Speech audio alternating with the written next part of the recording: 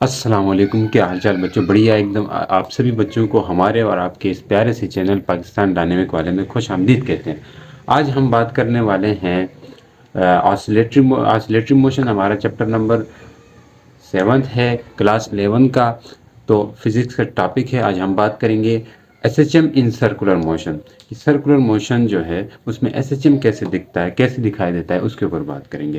यानी कि circular motion और एसएचएम को रिलेट करेंगे। वैसे जो सर्कुलर मोशन होता है वो सिंपल हार्मोनिक मोशन नहीं होता, क्योंकि हम सर्कुलर मोशन के अंदर ला के एसएचएम को हम इजीली, उसके न्यूमेरिकल्स हों, इसके एमसीक्यूज हों, हम इसको अंडरस्टैंड इजीली कर सकते हैं, आसानी से समझ सकते हैं। तो हमारा टॉपिक क्या है?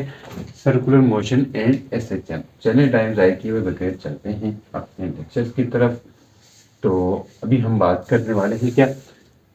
Circular motion and SHM. Circular motion and SHM. देखिए, आमतौर पर आपने देखा एसएचएम के लिए क्या कंडीशंस होती हैं, वही सर्कुलर मोशन के लिए अगर हों, सर्कुलर मोशन के अंदर वही चीज़ें हों, तो हम कहेंगे कि भैया यहाँ पे भी क्या हो रहा है, एसएचएम हो रहा है। सिंपल सी बात है। हम कहते ये हैं कि ये सर्कुलर मोशन है, ये एसएचएम है, उसमें एक्सेलरेशन हो हमेशा किसके? डिस्प्लेसमेंट के डायरेक्टली प्रोपोर्शनल होता है। ये हमने देखा है, इससे पहले वाले लेक्चर में हमने इसी के ऊपर बात की थी। तो एक ये कंडीशन होती है, और एक्सेलरेशन टुवर्ड्स मीन पोजीशन होता है। ये कंडीशन अगर बन जाए, कहीं पे हम आगे जाकर डेरिवेशन करेंगे, अगर बनती हो ना, फिर हम समझ जाएंगे कि भैया यहाँ पे भी क्या हो रहा है, एसएचएम हो रहा है। इसी तरह फोर्स जो है वो भी डायरेक्टली प्रोपोर्शनल होनी चाहिए डिस्प्लेसमेंट के, तो तभी आपके पास एसएचएम होगा। तो ये कंडीशंस हम फुलफिल होनी चाहिए। तो इसको हम मद्देनज़र रखते हुए हम अपने गोल है, यानी कि सर्कुलर मोशन को एसएचएम की तरफ प्रूफ करने का, वो पूरा हम कर सकेंगे। तो अभी हम बात करने वाले हैं किसके ऊपर? देखिए, आमतौर पर जो एसएचएम होता है उसमें आपके पास एक होती है मीन पोजीशन। अगर मान लें ये मीन पोजीशन है, ठीक है, ये मीन पोजीशन है, तो एक होगी एक्सट्रीम पोजीशन। तो हम क्या कहते हैं, अगर कोई पार्टिकल है, या इसको मीन पोजीशन कह देते हैं। अगर कोई एक पार्टिकल है, पार्टिकल अगर मेन पोजीशन से दूर जा रहा है, तो ये पार्टिकल का क्या कहलाएगा? डिस्प्लेसमेंट कहलाएगा। डिस्प्लेसमेंट कहलाएगा। अब अगर यही चीज़ हम अगर सर्कल के अंदर देखें, सर्कुलर मोशन कोई पार्टिकल करें, उसमें अगर ये चीज़ देखें, तो अगर हम सर्कल बना देते हैं, तो यहाँ पे भी हमें ये चीज़ दिखाई देगी, यहाँ पे भी ये चीज़ दिखाई देगी। चलो मैं सर्कल सही सा बनाता हूँ। तो ये सर्कल है, तो इसमें भी क्या होगा, आपके पास एसएचएम होगा, यानी कि एसएचएम दिखाई देगा। मान ले अगर ये सेंटर है, अगर एक पार्टिकल यहाँ पे है टाइम 0t पर, यानी कि यहाँ पे था, टाइम क्या था? 0 था। जैसे यहाँ पे जब होता है तो पार्टिकल टाइम हम उसको क्या लेते हैं? 0 लेते हैं। तो कुछ टाइम बाद, कुछ वक्त बाद यहाँ पे आ गया ये पार्टिकल। तो इसने अभी क्या किया, यहाँ पे टाइम t हो गया, t टाइम तक ये यहाँ पहुंचा। अब ये पार्टिकल यहाँ पहुंचा, इसी तरह ये टाइम पार्टिकल अब यहाँ पे आ गया t टाइम के बाद। ये चीज़ यहाँ पे भी हो रही है। अब ये टी टाइम तक जहाँ पे आया, अब इस पार्टिकल को अगर हम देखें गौर से, ये पार्टिकल कितना डिस्प्लेस हुआ? Mean position. इसका मीन पोजीशन जो हम क्या कहलाएंगे, इसका जो सेंटर है उसको हम क्या कहेंगे? मीन पोजीशन कहेंगे। अगर ये सेंटर मीन पोजीशन है, तो इसने सेंटर से यहाँ तक इसको हम क्या कहेंगे? रेडियस कहेंगे। यानी कि ये पार्टिकल अगर घूमेगा यहाँ से यहाँ, जो इस तरह घूमता रहेगा, तो ये इसकी ये बाउंड्री होगी, इससे ये बाहर जा नहीं सकेगा। ठीक है, अगर यहाँ पे कह लें यहाँ से बाहर नहीं, यहाँ कह लें यहाँ से बाहर नहीं जाएगा, ये इसकी क्या है? लिमिट है।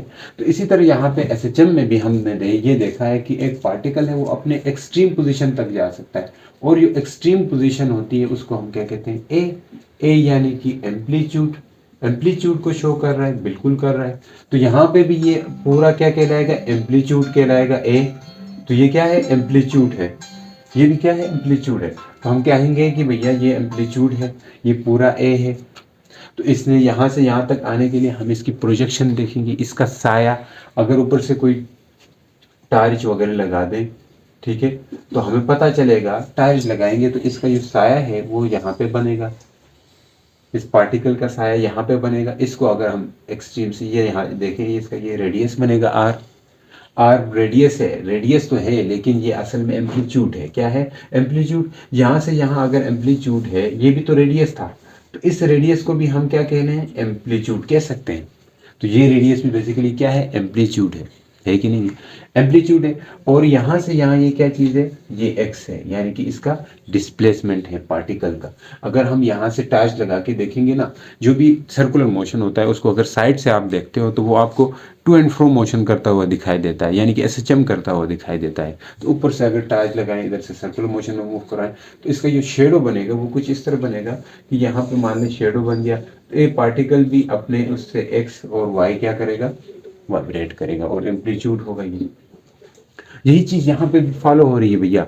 तो अब अगर देखें तो इसकी प्रोजेक्शन एक्स और एक प्रोजेक्शन है, और ये ए क्या है, एम्पलीट्यूड है, और इसको वाई कह सकते हैं, कह सकते हैं।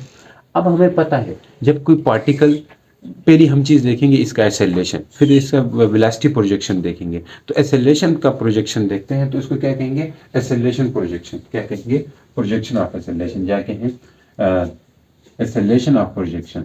एसेलेरेशन आपके देखो, इसको मुख्तलिफ मुख्तलिफ मेथड से इसको प्रूफ किया जा सकता है कि ये जो आपके पास क्या है, एसएचएम है। डिफ्रेंसिएशन से भी कर सकते हैं, तो भैया इससे नहीं कर रहे हैं क्योंकि वो आपने पढ़ा हुआ नहीं है, डिफ्रेंसिएशन मैथ का टॉपिक है। तो आपके बुक में जो जिस तरतीब से दी हुई, हम उसी तरतीब से लेके इसको प्रूफ करेंगे ताकि आपको समझ आ जाए। एसेलेरेशन ऑफ प्रोजेक्शन, एसेलेरेशन की प्रोजेक्शन देखेंगे तो वो कैसा होगा, एसेलेरेशन की प्रोजेक्शन देखें। अब यहाँ पे कोई पार्टिकल अगर सर्कुलर पाथ में मोशन करता है तो उस पर सेंट्रीपिटल एसेलेरेशन तो होता ही हो, तो हम क्या कहेंगे कि ये centripetal acceleration towards mean position है, मीन पोजीशन की तरफ है। अगर ये आपके पास ये ए सी, ये बेसिकली क्या है, सेंट्रीपिटल एसेलेरेशन है, तो इस ए सी के भी कंपोनेंट होंगे। अगर ये ए सी है तो हम कहेंगे ये ए वाई है, ये चीज क्या है, ए वाई है, और ये क्या होगी, ए एक्स होगी। अगर ये चीज है, ये क्या होगी, फिर ए एक्स होगी। देखिए इसके भी दो कंपोनेंट होंगे। हम अभी एम्पलीट्यूड को क्या नाम दे रहे हैं, ए सी दे रहे हैं, because AC is the centripetal acceleration which always acts toward the mean position, जो mean position की तरफ एक्ट कर रहा है। तो ये क्या होगा, AY, ये क्या होगा, AX होगा। तो ये दो चीजें यहाँ पे याद रखें। अब AY जो है ये आपके पास इसका परपेंडिकुलर कंपोनेंट होगा। यहाँ पे 90 का एंगल तो बनेगा ना भैया। अगर ये ट्राइंगल देखें, इसको नाम दें, ये O है, ये इसको A कहा है, ये भी क्या होगा, B होगा। ये ए, ये बी, जो ए बी है ये डायमीटर है। इसी डायमीटर के अलांग आपको प्रोजेक्शन दिखाई देती है जब आप ऊपर से लाइट देखते हैं, लाइट से। तो ये ए बी आपके पास डायमीटर, बेसिकली ये आपके पास लिमिट है सिंपल हार्मोनिक मोशन, जिसमें आप एम्पलीट्यूड देखते हो एक्सट्रीम से एक्सट्रीम तक। यही चीज यहाँ पे भी है। अब क्या होगा, अब ये है, इसके दो कंपोनेंट है, एक एसी के दो कंपोनेंट है सेंट्रीपिटल एसेलेरेशन के। इन दोनों कंपोनेंट्स को हम आसानी से फाइंड कर सकते हैं। अब ये पॉइंट ओ, ये पॉइंट ए, इसको सी का नाम दे। अब होगा क्या, तो ट्राइंगल में देखेंगे हम, ट्राइंगल ओ ए सी में जब हम देखेंगे तो क्या होगा, हमारे पास दो कंपोनेंट होंगे। एक होगा साइन थीटा, साइन थीटा। अगर ये एंगल है हमारे पास, अगर देखिए ये, अब अगर कोई पार्टिकल मूव करता है सर्कुलर मोशन में तो उसके पास एंगुलर वेलोसिटी भी होती है। अब एंगुलर वेलोसिटी कितनी होगी, ओमेगा होगी, वो हमने पढ़ा है। इसकी एंगुलर वेलोसिटी क्या है, ओमेगा है। अब इसने यहाँ से यहाँ तक जाते हुए टाइम कितना लिया था, टी टाइम लिया था। तो एंगुलर डिस्प्लेसमेंट, ये थीटा क्या है, बेसिकली एंगुलर डिस्प्लेसमेंट है एसएचएम के अंदर। एंगुलर डिस्प्लेसमेंट, लीनियर डिस्प्लेसमेंट होता है तो वेलोसिटी का फार्मूला आपको याद होगा, s/t करते हैं। लेकिन अगर यही s/t, अगर हमें ये डिस्प्लेसमेंट चाहिए तो हम क्या करेंगे, displacement equal to v multiply by t। What is v, v is a linear velocity. Linear velocity को टाइम के साथ हम मल्टीप्लाई करते हैं तो ये लीनियर डिस्प्लेसमेंट आता है। तो इसी तरह एंगुलर वेलोसिटी को एंगुलर, तो देखिए जी हमारे जो कैमरा था वो बंद हुआ था, ठीक है। तो इस वजह से हमने यहाँ तक फाइंड किया था ए सी इक्वल आया था आर ओमेगा स्क्वायर। अब हमें ऊपर पता है ए एक्स किसके इक्वल है, ए सी कास थीटा। अब ए सी की वैल्यू आई है यहाँ पे पुट कर दे, तो पुट करते हैं जी, तो होगा क्या, मिटा दें इसको, इस साइड मिटा देते हैं। तो ए सी किसके इक्वल आया, ए सी इक्वल आ जाए A x equal to, A C की जगह क्या लिखेंगे, ये R omega square cos theta. Cos theta कहाँ से निकालें, कास थीटा कहाँ से निकालें, इसके लिए करेंगे क्या, हमने शुरू में कहा था कि ये असल में एम्पलीट्यूड है, ये रेडियस है, ये रेडियस ही तो है सर्कल का, और यहाँ से यहाँ तक ये डिस्प्लेस हुआ तो ये एक्स है, तो डिस्प्लेसमेंट है, और ये थीटा एंगल था। तो यहाँ से हम कास थीटा निकाल सकते हैं इस ट्राइंगल के अंदर से, यानी कि ये ट्राइंगल किस तरह की है। अब हमने कहा कि ये एक्स है, ये थीटा है और ये आर है। तो यहाँ से निकाल दिए बिना उसके। कास थीटा होता है बेस डिवाइड बाय हाइपोटेन्यूज, तो यहाँ से कास थीटा किसके इक्वल होगा, कास थीटा इक्वल होगा एक्स बाई आर के। अब x बाई आर की वैल्यू यहाँ पे पुट कर दें तो होगा क्या, तो x की टर्म में लाना चाह रहे हैं क्योंकि हमारा गोल क्या था, एक्सेलरेशन डायरेक्टली प्रोपोर्शनल होना चाहिए थे डिस्प्लेसमेंट के, तो x की टर्म में लाना चाह रहे हैं a x equal to r omega square x by r. अब आर आर से कैंसिल होगा, ए एक्स आएगा आपके पास ओमेगा स्क्वायर एक्स, यही तो था आपके पास किसका, एस एच एम के लिए कंडीशन कि यहाँ पे ये omega square is a constant in case of this, omega square यहाँ पे कांस्टेंट है, तो कांस्टेंट है तो एक्सेलरेशन सिर्फ डिस्प्लेसमेंट पे डिपेंड कर रहा है, तो acceleration is directly proportional to X. What is X, X is a displacement, यहाँ नेगेटिव साइन लगा देंगे, ठीक है, क्योंकि centripetal acceleration toward the mean position होता है इसलिए, तो एक्सेलरेशन डायरेक्टली प्रोपोर्शनल है मीन पोजीशन। इसका मतलब ये है कि जो सर्कुलर मोशन के अंदर जो सर्कुलर मोशन होता है वो एसएचएम ही है, लेकिन बेसिकली हर सर्कुलर मोशन एसएचएम नहीं होता। यहाँ पे हम एसएचएम को सिंपल बनाने के लिए इस केस को स्टडी करते हैं, ठीक है। तो यहाँ पे ये आ गया एक्सेलरेशन की इक्वेशन। तो टाइम पीरियड की इक्वेशन भी हम निकाल सकते हैं, टाइम पीरियड की इक्वेशन। अब इस चीज़ को मैं फिर से बनाऊंगा आप लोगों के लिए, फिर से बनाऊंगा। अब इसको टाइम पीरियड की इक्वेशन कैसे निकालेंगे, हमें पता है टाइम पीरियड किसके इक्वल होता है, time period equal to 2 pi over omega, इसी के तो इक्वल होता है, या omega equal to 2 pi divide by time, ये हमें पता है। तो हम यहाँ से टाइम पीरियड की वैल्यू निकालेंगे, तो फ्रीक्वेंसी किसकी इक्वल होगी, फ्रीक्वेंसी इक्वल होती है 1/t। तो यहाँ पे अगर इसको इधर ले आए, इसको इधर ले आए, इसको ओमेगा को इधर ले जाए, क्या होगा देखें इधर से, omega equal to 2 pi divide by T हो जाएगा। इसी को हम इस अंदाज से भी लिख सकते हैं, 2 पाई डिवाइड बाई 1/t, इस स्टाइल में लिख सकते हैं, लिख सकते हैं 1/t की जगह f पुट करें तो ओमेगा किसके इक्वल होगा, 2 पाई f के इक्वल होगा। ये हमारे पास एंगुलर वेलोसिटी आ गई इन टर्म ऑफ फ्रीक्वेंसी किसकी, सर्कुलर मोशन की, ठीक है, यहाँ के लिए पुट कर देंगे। अब हम देखते हैं वेलोसिटी प्रोजेक्शन क्या होती है, वेलोसिटी का प्रोजेक्शन क्या होगा। एक्सेलरेशन का तो हमें पता लग गया, वेलोसिटी का देखते हैं टाइम, ठीक है। वेलोसिटी का क्या होगी, देखिए वेलोसिटी में आपके पास ये होगा कि यही सर्कुलर मोशन होगा, बिल्कुल होगा। सर्कल थोड़ा छोटा सा बनाते हैं ताकि पूरा आ जाए, क्या होगा, सर्कुलर मोशन होगा, बिल्कुल होगा। ये सर्कल है, अच्छी बनी है। तो यहाँ पे हमने कहा था ये पूरा एम्पलीट्यूड ए बी है। अब डायग्राम सही से बनाओ ना ताकि अंदाज़ा आपको अच्छे से क्लियर हो जाए। और हमने कहा था ये प्रोजेक्शन है किसी पार्टिकल का प्रोजेक्शन, ये आपके पास एक्स था, इसको हमने एम्पलीट्यूड कहा था ए या आर कहा था, ठीक है। तो अब अगर देखें सेंट्रीपिटल फोर्स यानी कि सर्कुलर मोशन में वेलोसिटी हमेशा टेंजेंशियल होती है, तो यहाँ से वेलोसिटी अगर पार्टिकल जो है ना इस डायरेक्शन में मूव करे या इस डायरेक्शन में मूव करे तो वेलोसिटी क्या होगी, टेंजेंशियल आउटवर्ड होगी वेलोसिटी भी। अब टेंजेंशियल कंपोनेंट है आगे इसके, अगर ये हमारे पास क्या है वाई एक्सिस है, इसको वाई एक्सिस मान सकते हैं, और ये सारा एक्स एक्सिस होगा, जान ले ये चीज़। अगर ये वेलोसिटी है तो ये एंगल क्या है 90 डिग्री का है, इसको आप ज्वाइन करें किसके साथ, वाई एक्सिस के साथ, इस पॉइंट को, ये पॉइंट ओ था, ये ए था, ये सी था, पॉइंट सी को हमने यहाँ पे डाल दिया इस पॉइंट के साथ, इसको एक और पॉइंट का नाम बी सी डी कर दें और इस पॉइंट को ई कर दें। अब देखिए यहाँ पे फिर एक और ट्राइंगल बन गई है। अब ये एंगल कितना है 90 है और इसको हम थीटा कह देते हैं, थीटा एंगल कह देते हैं। तो ये थीटा है तो ये क्या होगा 90 माइनस थीटा। यार देखो अगर ये 90 का है तो ये 45 के होंगे, 180 को तो एंगल ट्राइंगल के अंदर, तो ये 90 ये 45 ये 90 माइनस कुछ होगा और 90 माइनस थीटा होगा, यानी कि 90 एंगल में से देखो ये 90 के ये दोनों मिलके 90 बनाएंगे, ये एंगल और ये एंगल मिलके क्या बनाएंगे 90। तो ये एंगल होगा, अगर इसको हमने थीटा का नाम दिया तो ये क्या होगा थीटा माइनस 90 होगा, 90 माइनस थीटा होगा, सॉरी 90 माइनस थीटा ये एंगल हो जाएगा। अब हमारा मेन मकसद है वेलोसिटी के कंपोनेंट ढूंढने के, तो वेलोसिटी के कंपोनेंट ढूंढने के लिए हम cos थीटा यूज करेंगे। cos थीटा इक्वल होगा किसके, बेस डिवाइड बाय हाइपोटेन्यूज। अब वेलोसिटी के दो कंपोनेंट है, एक परपेंडिकुलर कंपोनेंट, एक हॉरिजॉन्टल कंपोनेंट। हमें हॉरिजॉन्टल कंपोनेंट से लेना देना है भैया, हॉरिजॉन्टल यानी कि ये वाला कंपोनेंट, ये वाला है Vx, तो यहाँ पे भी होगा Vx। असल में ये Vx है ना, ये पार्टिकल की सेम इसी तरह है जिस तरह पार्टिकल मूव करता होता है यहाँ से इस तरफ, ये Vx है।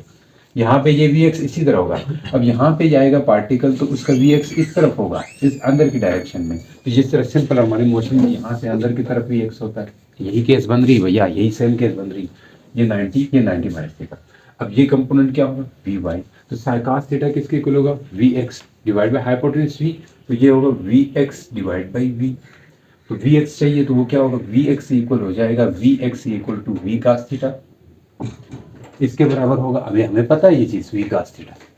अब वी वाई किसके इक्वल होगा, सिमिलरली अगर वी वाई आप निकालेंगे तो वी वाई इक्वल होगा वी साइन थीटा के इक्वल होगा, वी साइन थीटा, इसको इक्वेशन 1 कह रहे हैं, इसको 2 कह रहे हैं।